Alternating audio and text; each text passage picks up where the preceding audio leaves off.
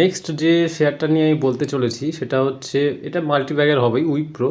এ এমন একটা সিচুয়েশানে রয়েছে, এখান থেকে হাজার যাওয়াটাও কোনো ফ্যাক্টর না, এ 100% রিটার্ন দেবে। সিচুয়েশানটাও এমন রয়েছে যেখান থেকে কিন্তু হোল্ড করা যেতেই পারে। তো কেউ যদি ভাবো যে হ্যাঁ উইপ্রোতে কী করা উচিত, উইপ্রোতে কি আমরা ইনভেস্ট করব কি করব না, তো সে কিন্তু এইগুলো ভাবতে পারে, ঠিক আছে। তো মোটামুটি কিছু পরিমাণ টাকা এখানে ইনভেস্ট করে ছেড়ে দেওয়া উচিত, যে চলো যা হয় হবে। কেউ যদি মনে করে যে আমি এখানে ইনভেস্ট করব, তা সে কিন্তু তার অ্যানালিসিসটাকে কনসিডার করতে পারে এই স্টকের উপরে, ঠিক আছে। এটা সেটা এর তো আর এর ফান্ডামেন্টাল নিয়ে তো কোনো কথা বলার জায়গা নেই। এক্সপার্ট রেটিং ফিটিং ওসব দেখে লাভ নেই।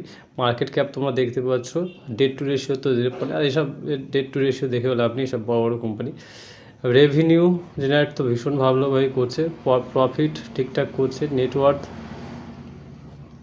ঠিকঠাকই আছে, ঠিক আছে। তো দেখতে পাচ্ছ প্রোমোটার্স 72.82, retail, foreign institution, other the ঠিকঠাকই রয়েছে, মিউচুয়াল ফান্ড। তো কেউ যদি এখানে ইনভেস্ট করতে চায় তো এটাও বেস্ট, এই সিচুয়েশনে তোমরা দেখতে পারো।